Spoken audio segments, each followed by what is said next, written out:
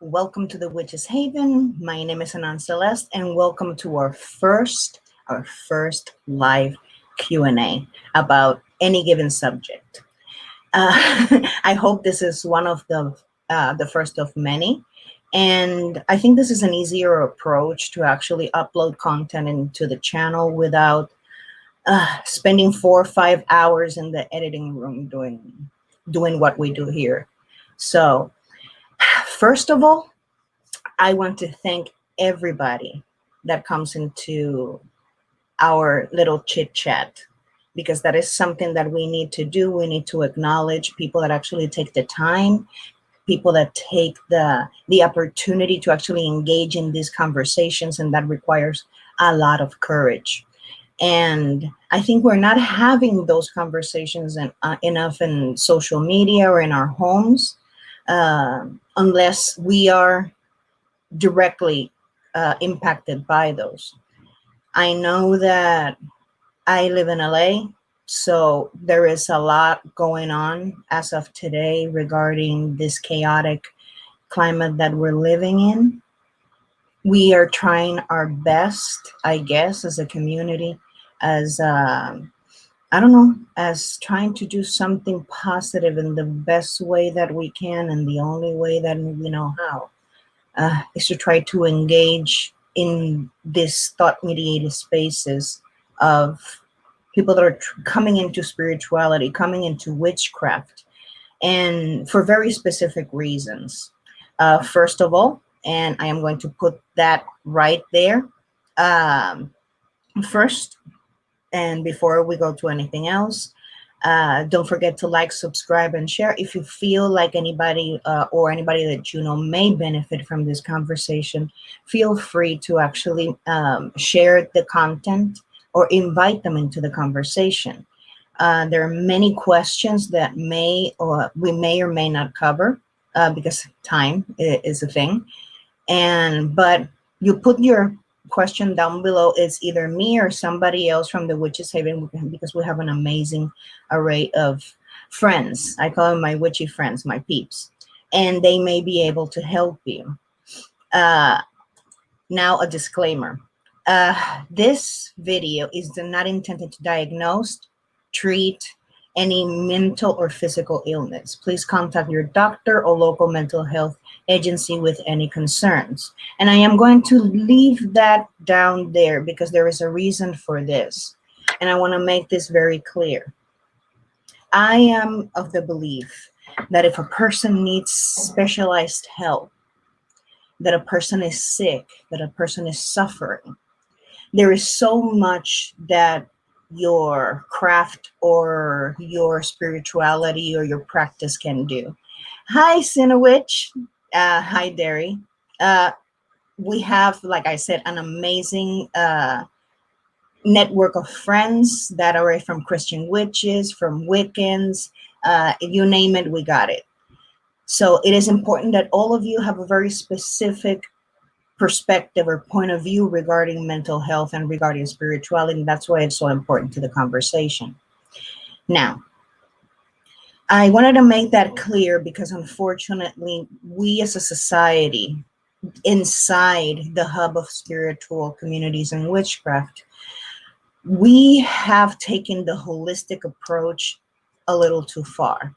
And this is the nurse talking. This is the person that that has to marry holistic health, natural medicine, and on the other side, Western medicine. And we have to put that in a balance and say, okay, this is how much my oils can do for me, or this is how much of meditation can do.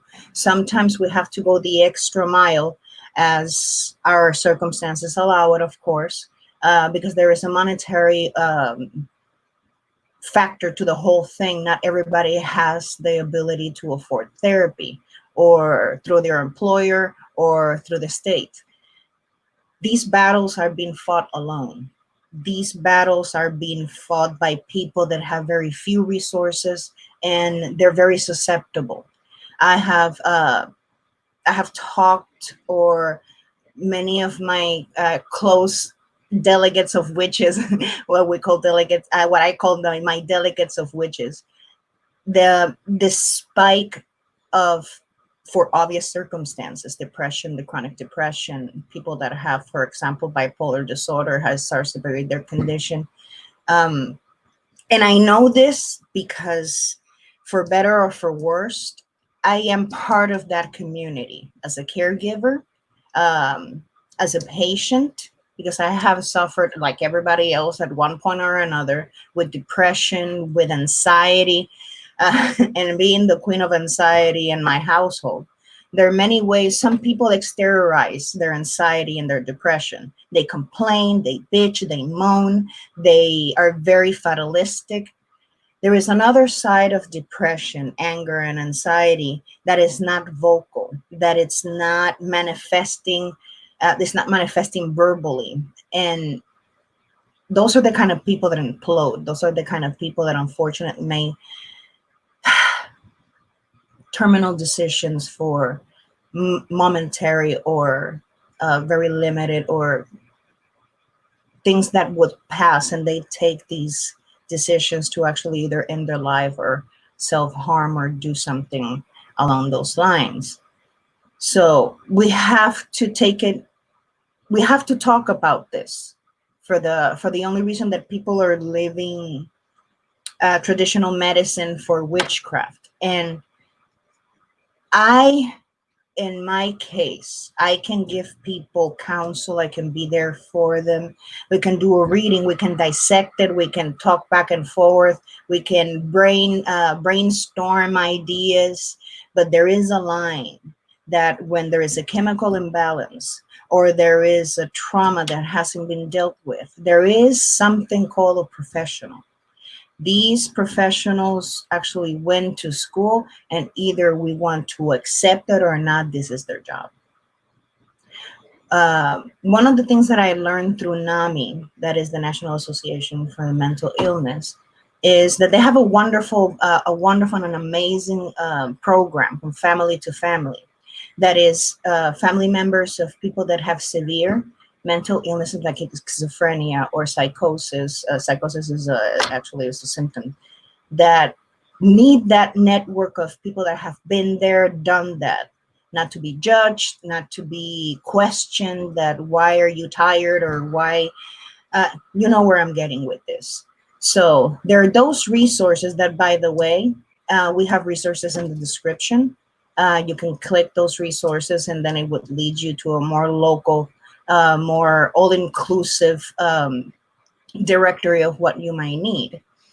And we have to know those resources, because even if it is you're dealing with a child that that has special needs, a child that, and a child, a parent or a spouse that have mental illness.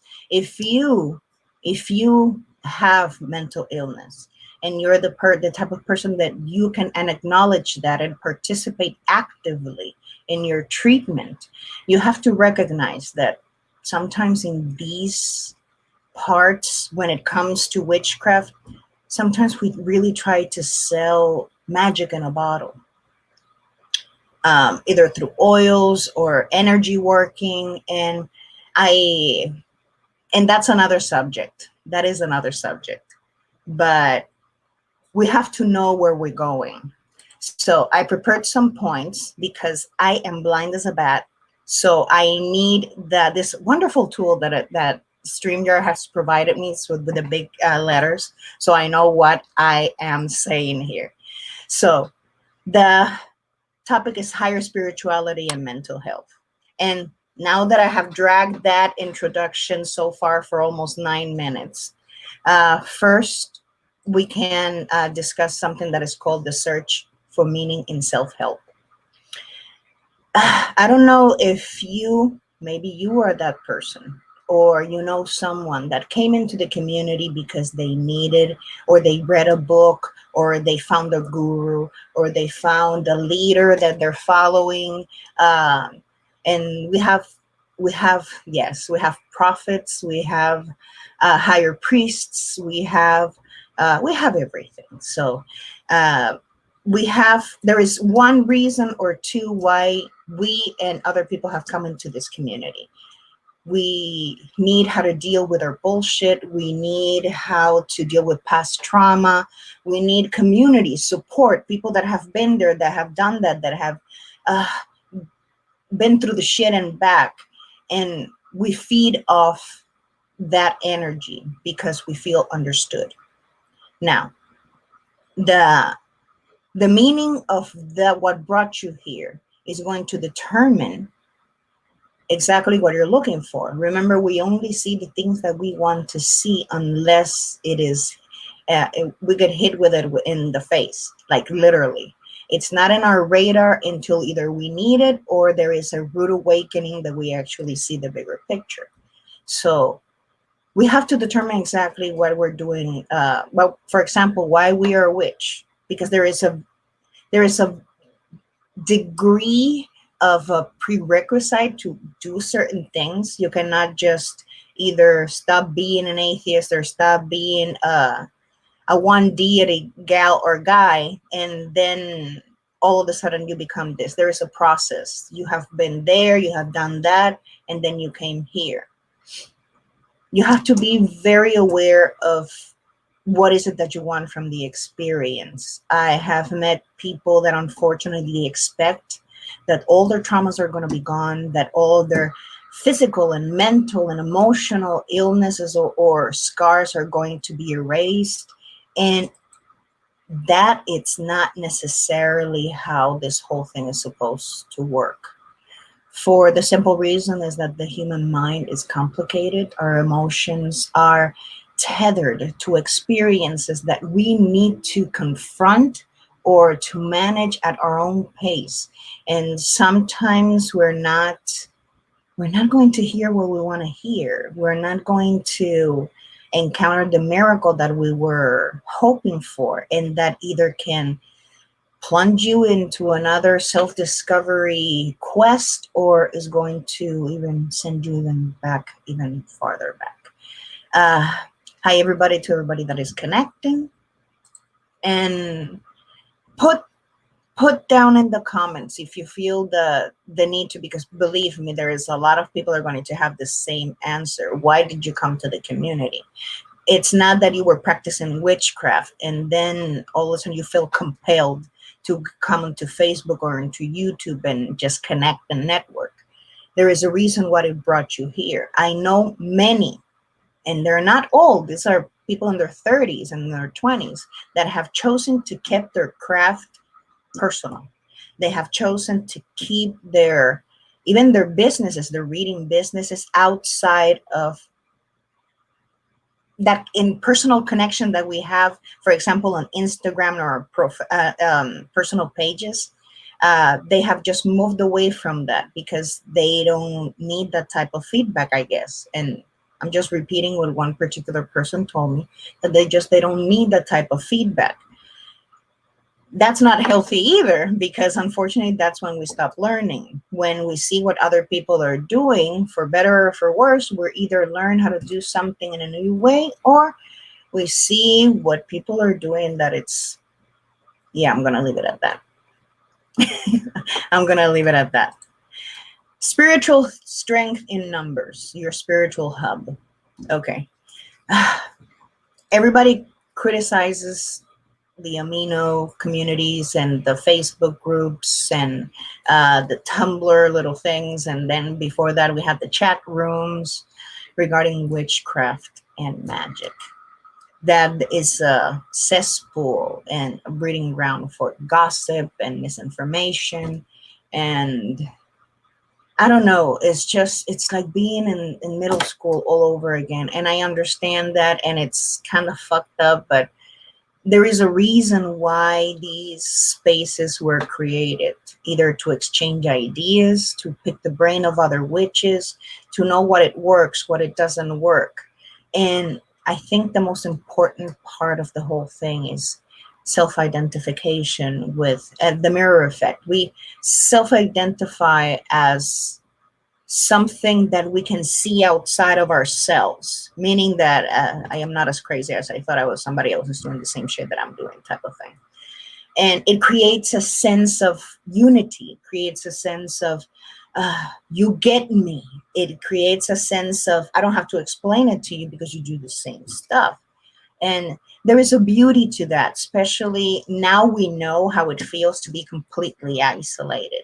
Now we know that not having that human interaction, that human contact with other people, let alone in the spiritual sense, church or your coven meeting or your book club, how many of my witches call it, the book club meetings.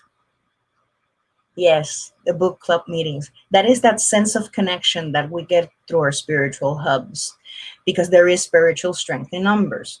It doesn't matter what you believe in. You can be a Christian, a Wiccan, an atheist. You can be that you worship the spaghetti monster or Cthulhu. It doesn't matter. It doesn't matter. There is strength in numbers, and that is recognized by the primitive part of our subconscious, because we're being validated, and we see this in the way that the witchcraft community breaks down. This is the Draconians. These are the Wiccans, the Alexandrians. These are the ones that are the worship the old gods and the Greek pantheons and this and that. Because there is, like I said, strength in numbers. The problem with that type of identification and putting yourself inside a bubble is that you don't see the writing on the wall inside the building. And when everything starts to go down, what I call the Titanic effect, there is a really good possibility that, unfortunately, when they're not well managed, that's how we see groups of 4,000, 5,000, 10,000 members just collapse because there was one nut job inside the group. And that happens a lot. And I'm not gonna lie, sometimes it's kind of funny, but it is tragic at its worst, because the crazies and when I see the crazies, I mean people that are doing this on purpose. They're fully aware that they're creating a shit show, and they're doing this because it entertains them. They're crazies that unfortunately they live for this. There is this other part, then it's a very small part, because unfortunately in these communities, gossip is everything. The tea is everything. The witch's tea. Damn it. Stupid tea. There is this small percentage of people that unfortunately are coming here because they have no one.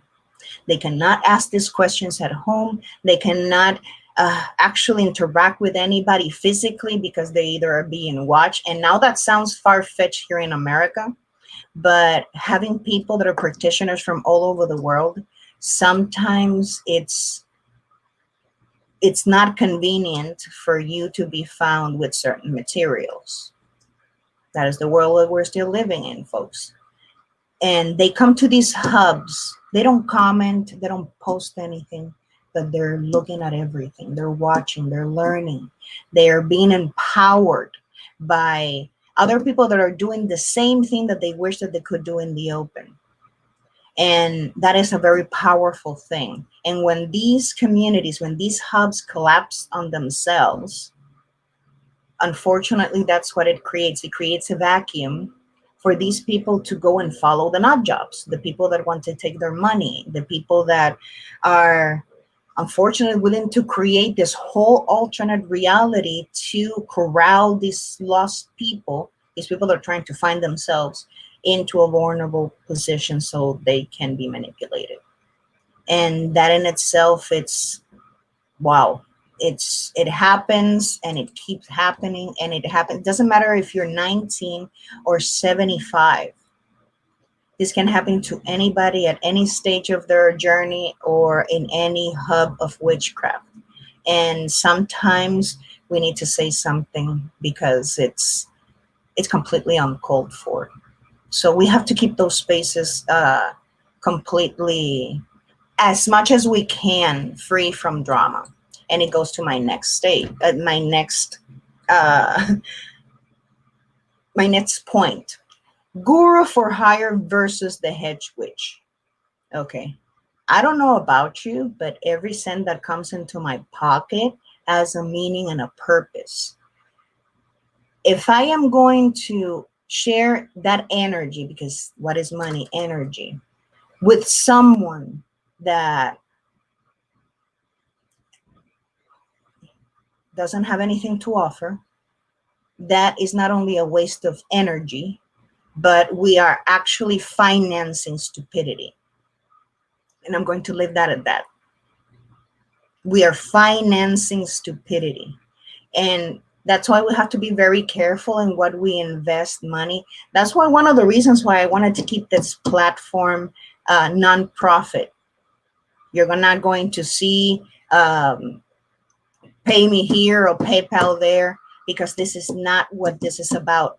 The Witches Heaven support 100% small businesses, mom and pop shops, and we will bring you here. You can talk about your product, you can talk about your crafts, and we'll give you the cloud.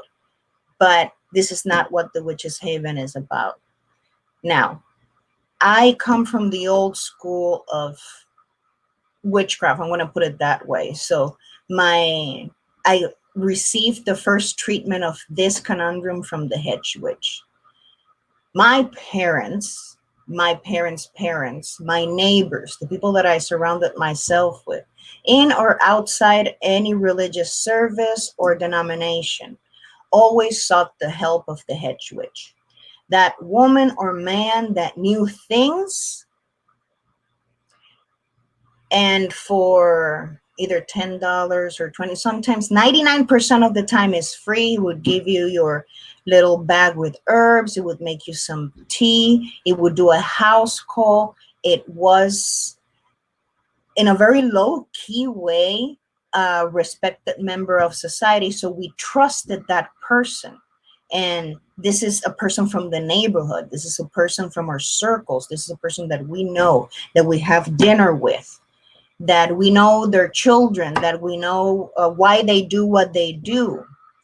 So we have substituted that from the possibility of the flashy video, or the possibility of you becoming a millionaire overnight, or them teaching you how to enslave a soul in a doll or something like that, things like that, things that are necessary, like math and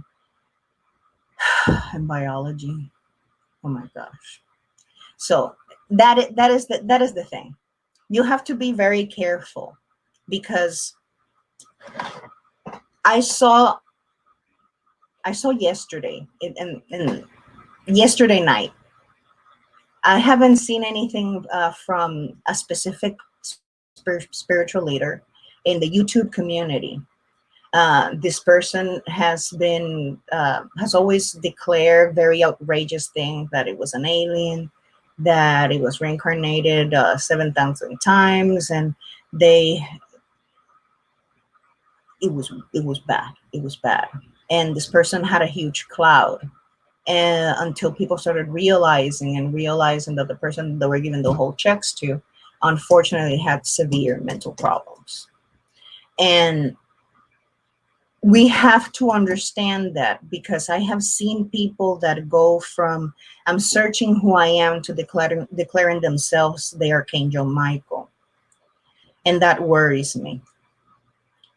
Why that worries me? Because unfortunately, even though none of us would want to admit this, there is a huge chunk in the spiritual community, in the witchcraft community, like in every other circle, that unfortunately that confuse their faith, their practice, and their experience with the manifestation of a psychosis, or the manifestation of emotions, or even in other cases is something physiological like seizures. And then we see this, this is coming from a person that suffers from grand mal seizures, that the aura is just some alien coming from another dimension, or that you're having a spiritual awakening. And it can be extremely difficult to have those conversations with those people. And if we are one of those people, it can be devastating. I'm talking about soul crunching. The thought that we have to sit and admit that the things that we're seeing, the things that we're hearing, the things that our even our body and our senses are going through may not be real. And I was talking about this with the girls in chat yesterday. I don't know if Angie remembers, and Derry, and we're talking about, and with Angela, about what if I'm crazy. This is a taboo topic in the spiritual community, but I think I can afford the heat. For better or worse, I was married for 20 years to a person that was severely ill, that is still is severely ill. His diagnosis for a long time, it was chronic depression and severe anxiety and agoraphobia. Nobody, not me, not his family, not himself, thought that the very well-versed man that could recite the Bible by memory could have fallen into the deepest, darkest Alice in Wonderland hole regarding his own faith. Sometimes we, as people, say, oh, that person thinks that they're Napoleon or Isis or an archangel or even Jesus. I have to share space with a person that actually thought he was the reincarnation of Jesus Christ. At the moment that I unfortunately came to the realization that there was nothing that I could say, there was nothing that I could show him, there was nothing that I could actually do to help him, not even the medication. It was really devastating. And I remember what Bear was saying the other day in her live, when she came into my life in Facebook, and she said, you have to forgive yourself. It is really hard. I have been a pastor. I have been what they call in many circles just the person that sits with you and get your shit straight, either by using the cards or using other things. But I could not help him. I could not actually make him understand that the devil was not next to him, that he didn't have wings, that I didn't have wings, that he was not immortal, that he could not set himself on fire. And yes, I have to. And that's why I put that disclaimer there. He tried to set himself on fire because he was convinced that he was holy. People don't understand how jarring it is when you try to explain something to a person. It's like explaining it to a child. And then they spew back all the things that they read in comic books, in the Bible, that I saw in movies. So the disease kept feeding itself.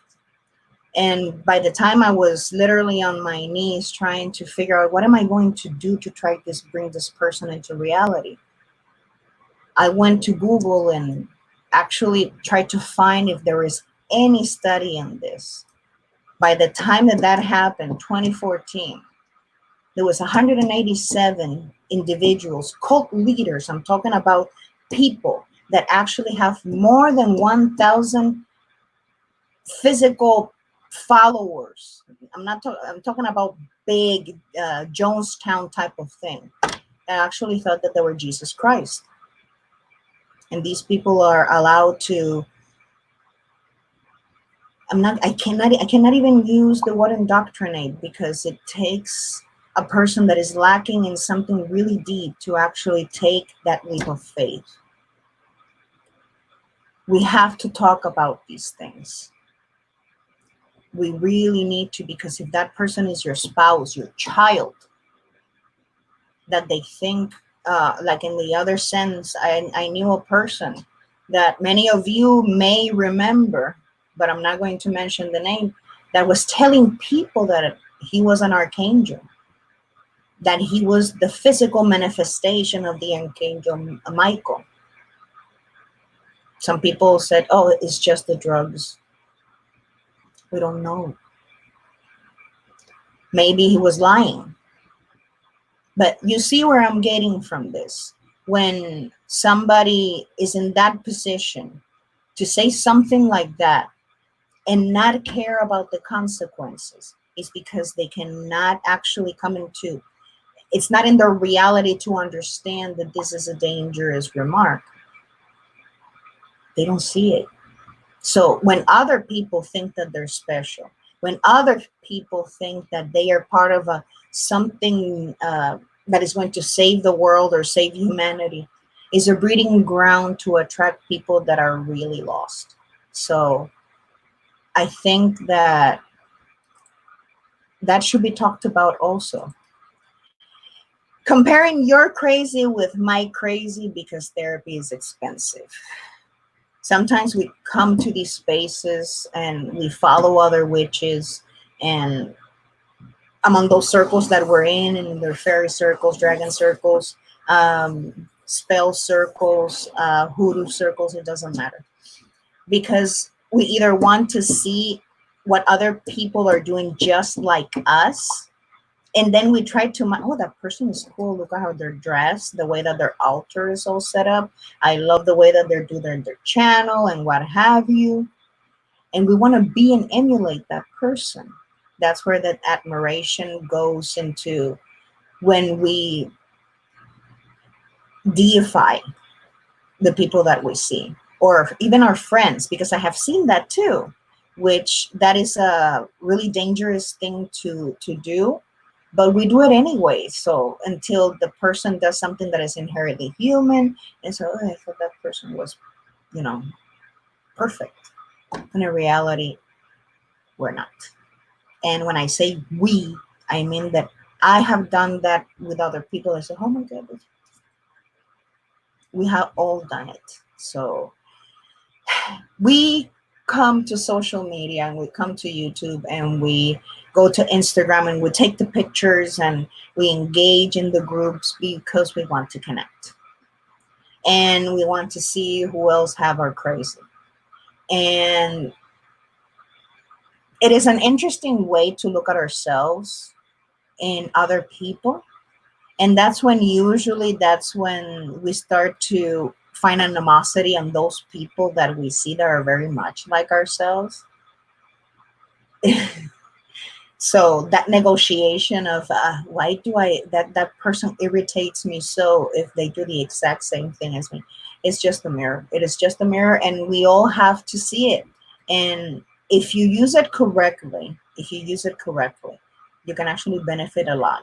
If you can see your own bullshit on other people and say, "Oh, can I believe I did that? I will change." Use it and embrace it, because it hurts less that life hitting you in the head with a shovel, like literally. And it's true. Therapy is expensive, and many people don't even have that opportunity. And I have heard as about, what the hell's therapy for? It doesn't help. It doesn't do anything. Therapists don't care. I have heard that too. Um, they just in there for the money. Believe me, they don't pay. They don't pay them that much. They don't pay them that much. They don't pay them enough to deal with the bullshit that they have to deal with. And there is no substitute for experience. I cannot tell you how. There is something that happens when you're experiencing something, and something that is witnessing you experiencing it.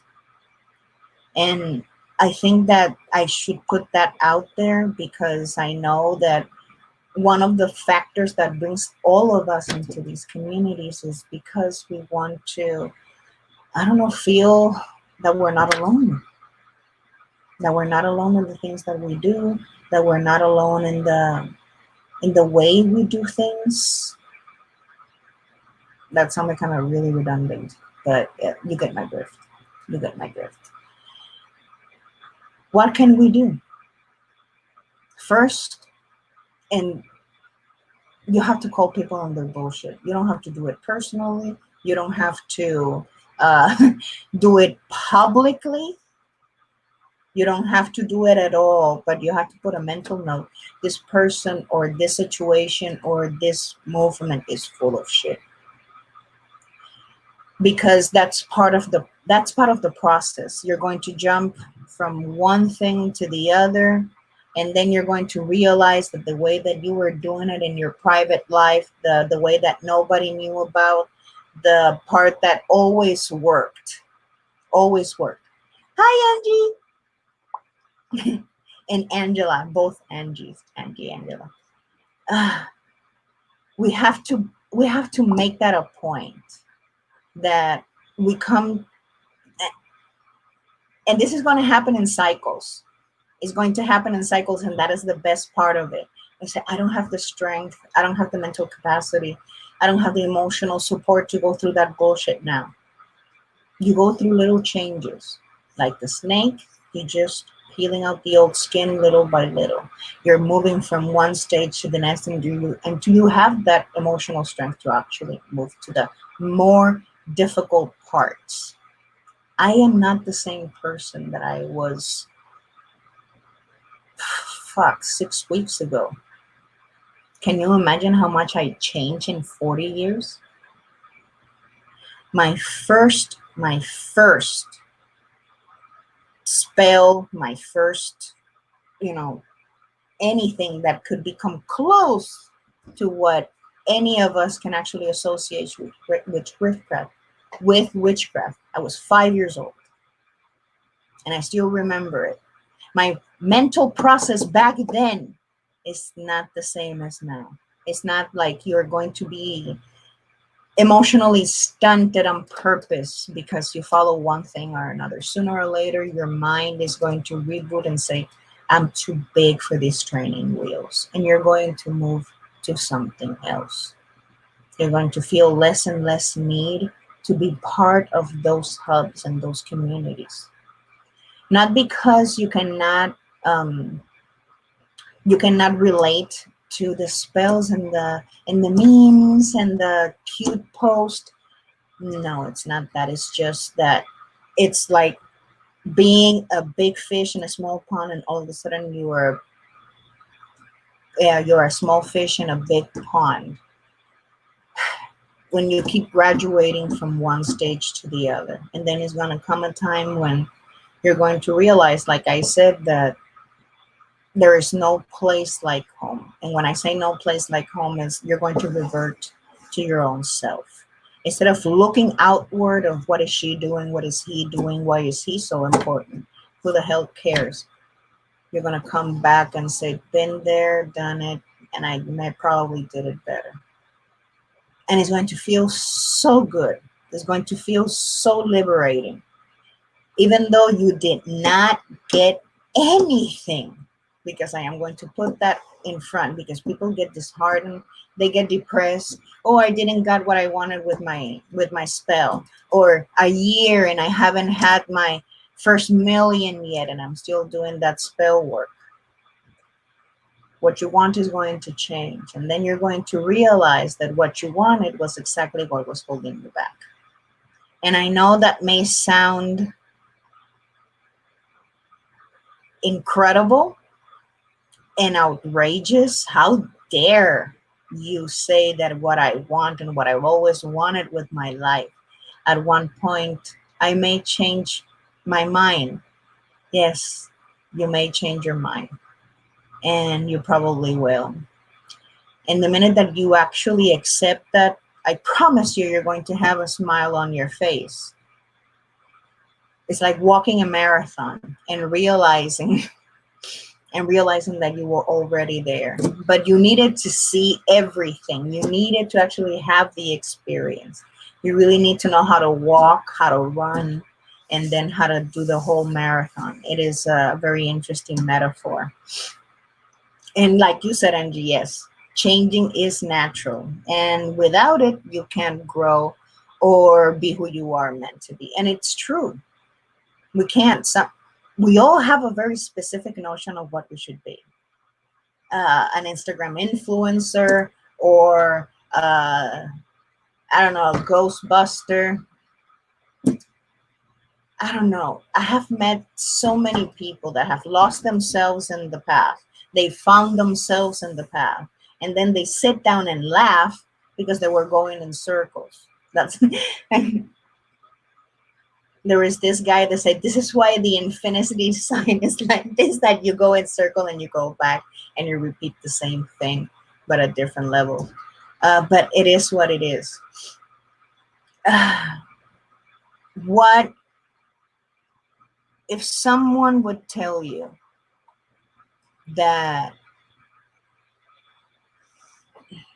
whatever you're practicing, whatever you are researching, or what you have been practicing generation after generation in your family, because we have those too, that it does not work outside yourself or your family or a very small percentage of people, that doesn't mean that it's not valid.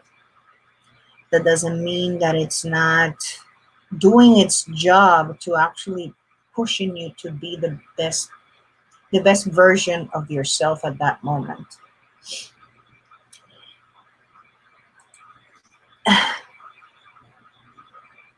You just have to understand that this is part of the process. I have an issue with blind faith. I always have and probably always will. Because, like I told a professor once, that we were talking about the Bible and he was talking about Jacob and how God told him that he needed to sacrifice his son. And I made no, I don't regret that. And I said, I'm sorry if a disembodied voice tells me that I need to kill my son as a sacrifice, I'm going to ask for some ID. We have to ask for ID. We have to put in a balance those inner voices. And that's the last part of the life. We have to be very, very aware of our inner voices. People are deadly afraid. They say, oh, I hear a voice, or some people are going to have a very interesting explanation about what that means. But think about yourself independently of all of that. You have to ask yourself, where is this voice coming from? And I know that sounds hilarious as hell, but this is serious. You have to ask yourself, where is that voice coming from? And I said, you're so stupid. And we all have that type of self-talk. We all do. You dumb. We all have that self-talk. Then there is other types of self-talk that take the form of people that we love or people that we hate, either saying hurtful things, more like a trauma-based thing that we hear mom saying, you're ugly, you're stupid, and things along those lines. And that's an extreme case, but I just wanted to put it there so we don't get lost. Then there's other types of inner talk, inner dialogue, that it has nothing to do with how you structure your life internally or the way that you handle your emotions, that unfortunately you have very little control, either because it's chemical or there is an injury or blah blah blah. Like I said, I am not a doctor, but unfortunately, and I say unfortunately, I had to see it firsthand. For it to be a little more clear, if you have a loved one that is really into witchcraft, that it's really into unicorns and what have you, or it's really there into the religious stuff, you start asking yourself why. If they say that they're speaking with fairies and receiving messages from the third planet of the nebula galaxy down there in Crocs, I don't know, something like that, we have to be vigilant of those things. You see where I'm going with this? And why this is so taboo in the spiritual community? Because we want to believe. We want to believe so bad that when we find those people that actually share that experience, we will fight tooth and nail to defend it. And that is in every single denomination, in every single what I call hub of witchcraft. We find their tribe, and that's where that comes from. You find your tribe and you stick with it. Why? Because they see the same things that you see. And that can be a metaphorical thing, or that can be a real thing, because in our inner universe, we create our own reality.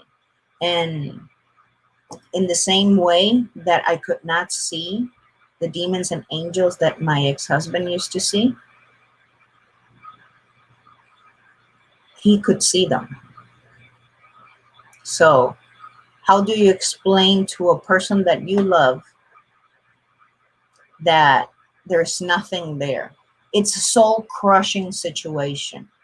But when you are the one that is actually, because unfortunately people that have those type of issues, they don't know it until they're completely aware and confronted with, they're confronted, literally confronted with that there is nothing there.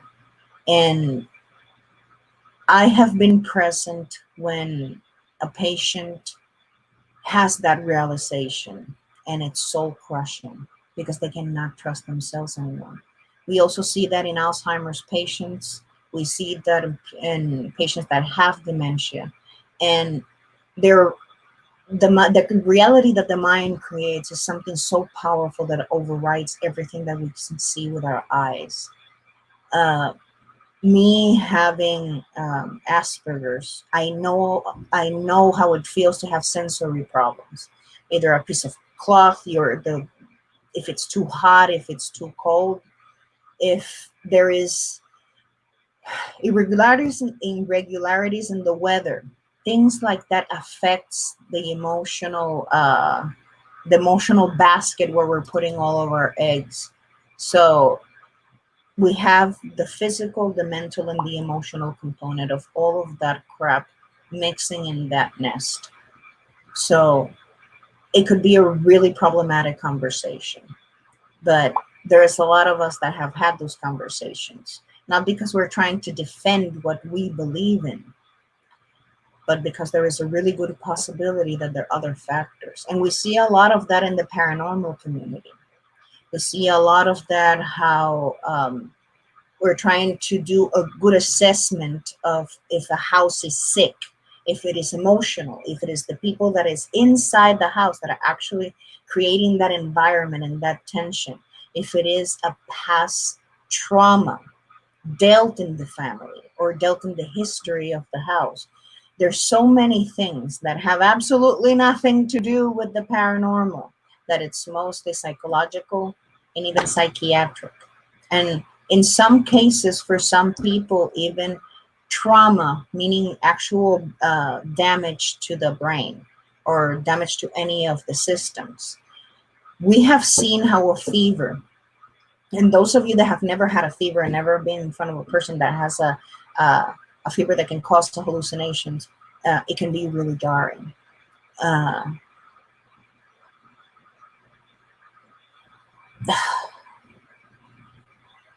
I really feel really uncomfortable labeling and putting my 2 cents regarding on how a person that has to deal with those conditions should do, should feel, or how they should live their life. That's not why I'm here. But I would like to put out there that if you are a person that people don't understand why you see the things that you see, that there are certain things that they cannot share, they cannot share in the experience,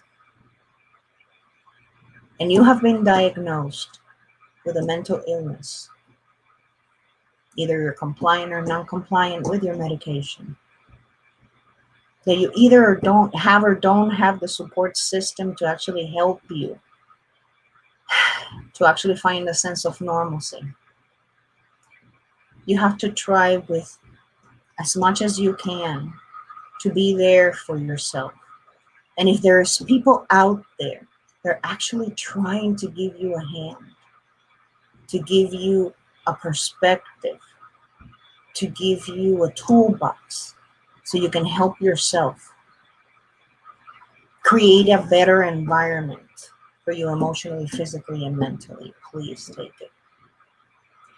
There are many, many, many resources. I know this country sucks at mental health approach. This country sucks when it comes to medical availability, especially in the mental health arena. But at the same time, there are many organizations that are completely free, that their resources are there, their courses, their pamphlets, their books, free of charge, support groups that can actually help you get through all of this in a way that you can manage it. There is help out there. And if you have your wife, your spouse, your children that are really concerned about what is going on in your life, regarding your spirituality, regarding many, many factors, you have to allow people that really want to help you out instead of going in elsewhere and pay $4,000 to a person that is going to sell you dreams and recycle the same beliefs that you already have so they can earn your trust. Sometimes we need to hear something that we don't want to hear in order to heal and move forward. Sometimes our mind disguises trauma, disguises illness. Up until I was in my third year of college when I learned in biology class that actually syphilis would put the brain in such a state that it would become irrecognizable, that it would actually create a state of dementia. I'm talking about 10, 20 years down the line without the disease actually being diagnosed. And that was terrifying.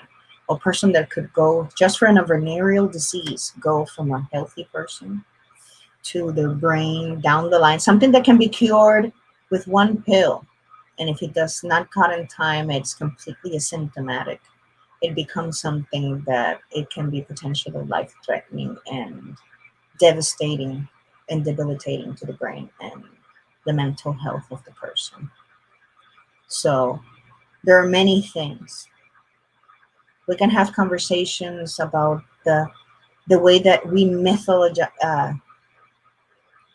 we turn ourselves into mythological creatures, into the heroes of our own journey, into these demigods that can see the future and that can see the past and predict the future, that we can transform and turn into these beings of light with wings and what have you. But in the meantime, time goes by. And if we don't take care of ourselves, if we don't do what we have to do, unfortunately, that is going to get worse.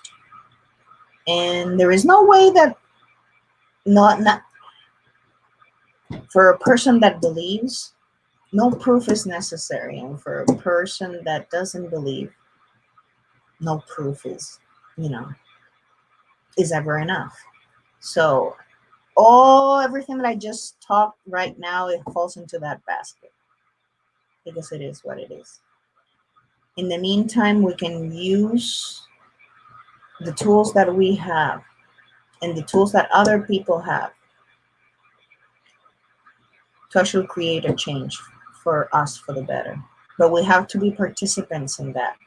If we literally, the only thing that we do is to light a candle and hope that we stop being bitchy, or that an illness is going to clear, or even worse, that we don't deal with grief or we don't deal with trauma, and then we expect that that all of that is going to be gone in the morning just because we did a spell. We have to be more proactive with our shit, literally. So thank you everybody for coming here, and don't forget to share, subscribe, and yes, like it, share, and subscribe, and subscribe.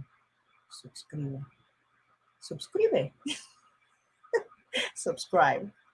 So ah, let's see if I can invite or convince another one of the girls to actually do this on here on the channel, so they can talk about whatever they want, because that's what we are here for. We bring really uncomfortable stuff. So, hi, Sloan. 50 Shades of Sloan. Hi, sweetie. 50 Shades of Sloan. So, let's see if I can convince one of these amazing ladies to do a live here in the channel. And we have to talk about mental illness. We have to talk about the way that we manage pain, the way that we manage um, our trauma, the way that we have to be there for each other, but using the right tools. There's some things that can be healed with a prayer or with a ritual of letting go, but there's some things that need to be treated by a professional. There's some things that either we need medication or we need therapy, we need both. In some cases, it's going to be neither. But to recognize that sometimes we're going to need a little bit of help. It doesn't mean that we're not powerful, empowered, and full of possibility. Because if we try to hide and put a band-aid on the pain that brought us to the craft, that because there is a reason why we're here. There is a reason why we're here. There is a reason why we connect with the people that we connect. There is a reason why we learn the tricks that we learn, because we have found ourselves in a very particular state in our lives where we are discovering what we're capable of. And that is the beauty about witchcraft. That is something that many people that come from other religions don't have. Being active participants on evolving, instead of being servants and being kneeled and begging for the things that we want, we become participants in our own healing. We become participants in what we really want, in the relationships that we want to create, in the different aspects of us that we don't want to deal with anymore. And we know that we have to get rid of it. But we know that we need baby steps. So we get coming into the craft and we make that change into a ritual. So you see all of this psychological connection, all of these big words, all of these big processes, they happen naturally in the background. We are going to try to heal ourselves as much as we can. It's the same thing with auto-destruction. If you want to self-destruct, you will find a way to do it. And you don't need nobody to tell you anything. You don't need any ideas. You know exactly what you're going to find. You know exactly what you're going to do. You don't know why you do it, but you're going to do it. And choosing to do the first, it gives you a huge amount of control. In a world where there is very few to little to none control whatsoever. It also gives us the opportunity to be a bit better than what we see in our surroundings.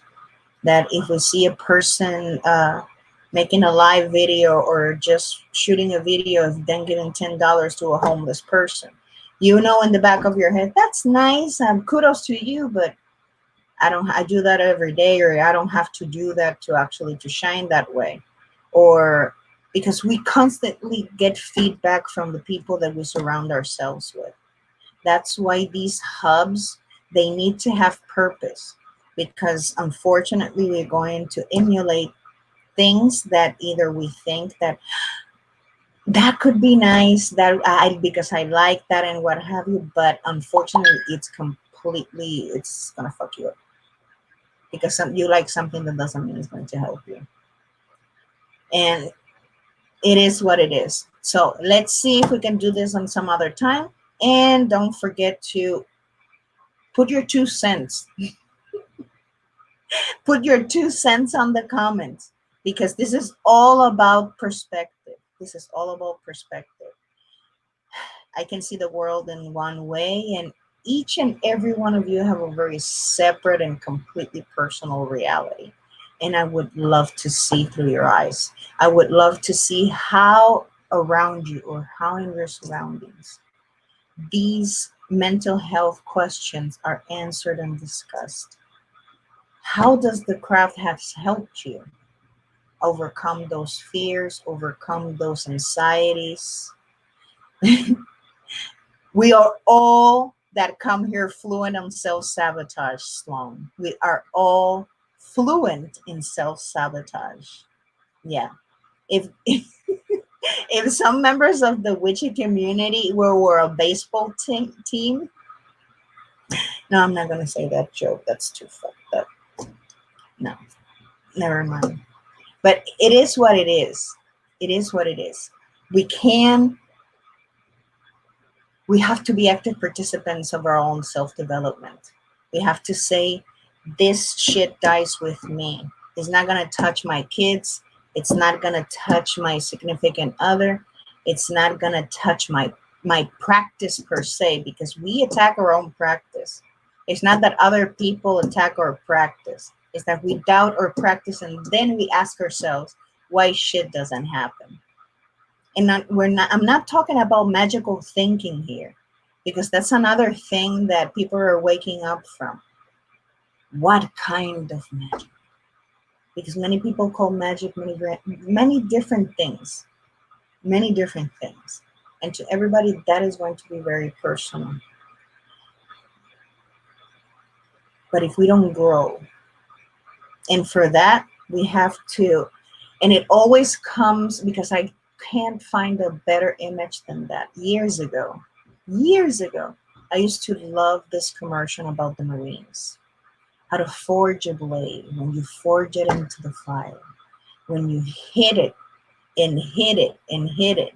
And for those of you that came from the Christian bandwagon, the metaphor of the teacup and the oven, how we mold the teacup and we put it in the oven as many times as it needs to so it can be perfect. How we mold that sword with every hit of the mallet until it becomes not only a weapon but a symbol of honor and pride. And that is exactly what we should do with our lives. We should forge it and put it into the fire. And we do put ourselves in the fire over and over again. That's why the sabotage thing is a cleansing mechanism, that we either feel that we're not worth it or it's the only thing that we know. And I know that that's the case because unfortunately that's a wheel that I have ridden many times, because it's who we are, I guess. We've been told since we were little that we are worms, we need to beg. And if we don't get what we need or what we want, it's because we're scum. And that's only because God loves us. Okay, so we grew up with that mentality, not because we were in religion, so because this is a cultural thing. It is a cultural thing. We do the same thing with our children and with authority figures. And it's this cast of bullshit over and over again, how we label ourselves. And we have to get over that. And it's not easy, because it's painful as hell when you realize I am doing this to myself. The feeling, the anger, because you cannot believe. Because that is the first thing that crosses your mind. At least that's the, and everybody knows that I am full of shit. And everybody knows that I'm full of shit.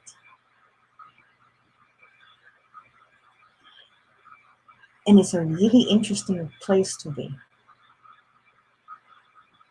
It's a really interesting place to be. And a not easy place to get out of. But you can use that as a weapon against your own bullshit. And okay, everybody knows everything is out in the open. What's next? I have no excuses.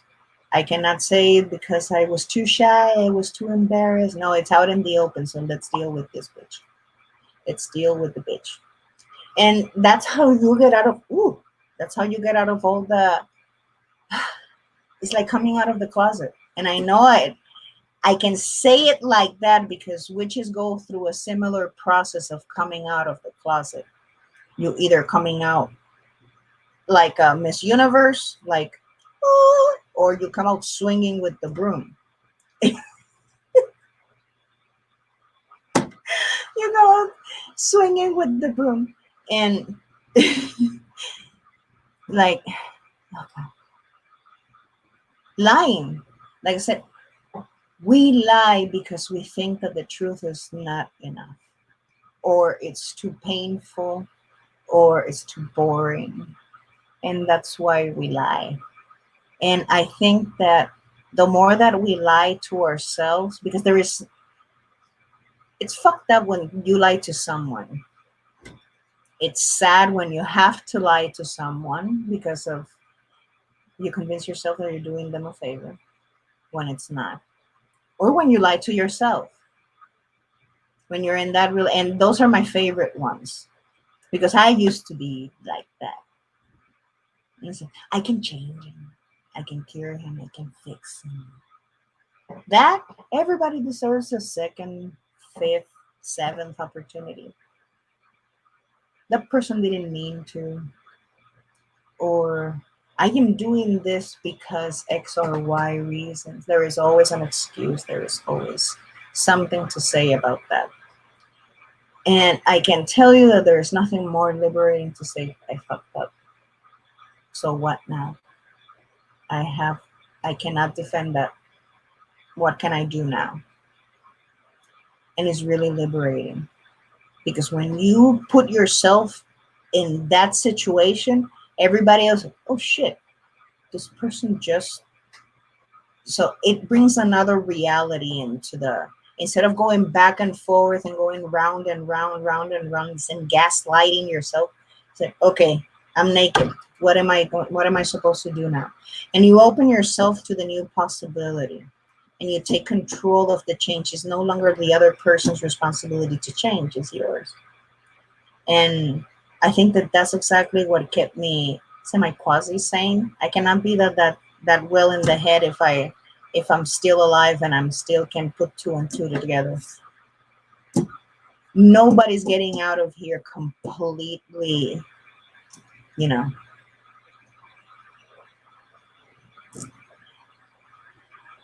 And I'm going to close with this, and probably this either going to break or make the whole video. I know that there is a lot of people that are suffering a hell that nobody can understand. I know that they're veterans and people that are suffering abuse, that they're in the cycle of the never-ending uncertainty of certain mental illness. I know there is a very lonely place.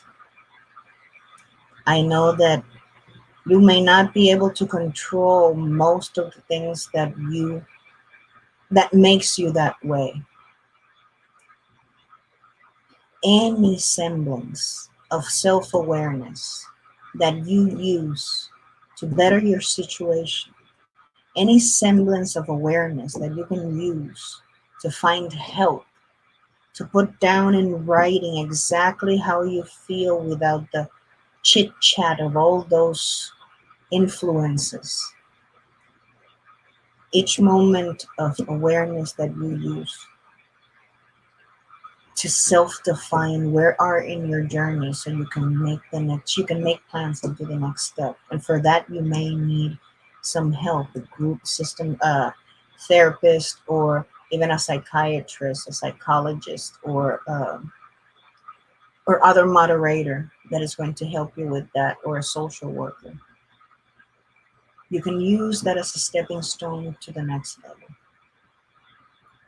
I have met people that suffer from horrible, debilitating mental illness, from schizophrenia to bipolar to schizoaffective disorder to